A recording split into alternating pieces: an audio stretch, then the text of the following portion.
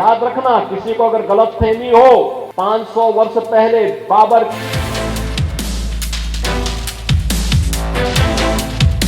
जो काम आज बांग्लादेश के अंदर हो रहा है,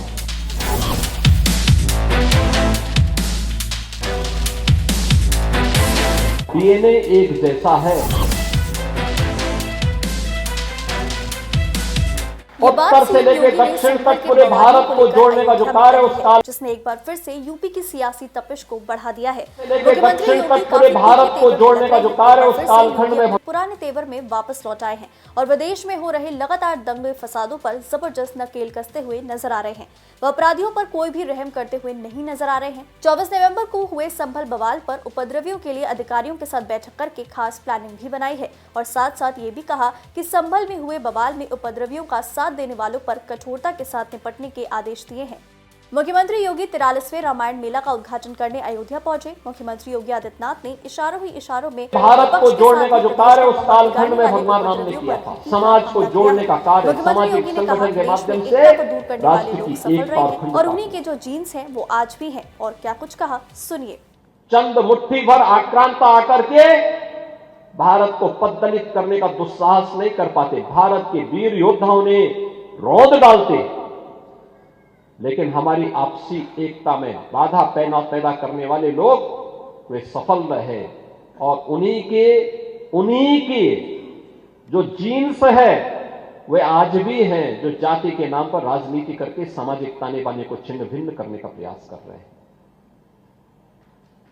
दुश्मन बगल के देश में किस प्रकार का कृत्य कर रहे हैं, याद रखना, किसी को अगर गलतफहमी हो, 500 वर्ष पहले बाबर के एक सिपह सालार ने जो काम अयोध्या में किया था, जो काम संभल में किया था और जो काम आज बांग्लादेश के अंदर हो रहा है, तीनों की प्रकृति, तीनों का डीएनए एक जैसा है। तो सुना आपने, मुख्यमंत्री योगी पड़ोसी देश बांग्लादेश और संभल में हुए हिंसा पर जबरदस्त आक्रोश में दिखाई दिए। देश के खिलाफ माहौल बिगाड़ने वाले और उपद्रवियों से निपटने के लिए एक खास तरह की रणनीति तैयार कर रहे हैं। गलतफहमी में मत रहना। अगर कोई ये मानता है कि वो बांग्लादेश में हो रहा है, तो यहां भी बांटने वाले तत्व उनके लिए बेट बन करके खड़े हो रखे हैं, पहले से खड़े हैं। वे समाज के सामाजिक ताने बाने को छिन्न भिन्न कर रहे हैं, सामाजिक एकता को तोड़ करके, आपको बांट करके फिर काटने का और कटवाने का पूरा इंतजाम भी कर रहे हैं। ये बांटने वाले लोग, बहुत सारे लोग तो ऐसे हैं जिन्होंने दुनिया के तमाम देशों में प्रॉपर्टी खरीद करके रखी हुई है।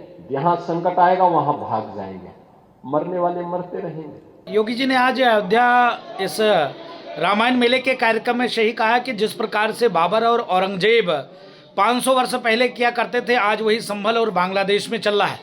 उनका कहने का मतलब है, जिस प्रकार से हिंदुओं को मारना, काटना, भगाना, प्रताड़ित करना बांग्लादेश में चल रहा है, जिस प्रकार से संभल में पुलिसकर्मी के ऊपर हमला और हमला करने वाले कौन लोग थे, वहाँ जो सामग्री पाए गए वो पाकिस्तान के द्वारा है, तो सबके सब इस्लाम को जो मानने वाले लोग हैं वो बाबर और औरंगजेब के विचारों पे ही चलते हैं। इनको संविधान से नहीं चलना है। यह पूज्य योगी आदित्यनाथ जी महाराज ने कहा है और उन्होंने सही कहा है कि इनकी विचारधारा बाबर और औरंगजेब वाला है, संविधान वाली नहीं। मुझे नहीं पता कि मुख्यमंत्री जी कितना साइंस जानते हैं, मुख्यमंत्री जी ने कितनी बायोलॉजी पढ़ी है, मैं नहीं जानता हूं। लेकिन मैं उनसे एक बार निवेदन करना चाहता हूं कि बार बार वो डीएनए की बात कर रहे हैं, डीएनए की बात न किया करें। मैं आपके माध्यम से और बड़ी जिम्मेदारी से कह रहा हूं मैं कि वो डीएनए की बात न करें, और अगर डीएनए की बात करते हैं तो मैं भी अपना डीएनए और हम सब लोग अपना डीएनए चेक कराना चाहते हैं। और मुख्यमंत्री जी आप भी अपना डीएनए चेक करा दो।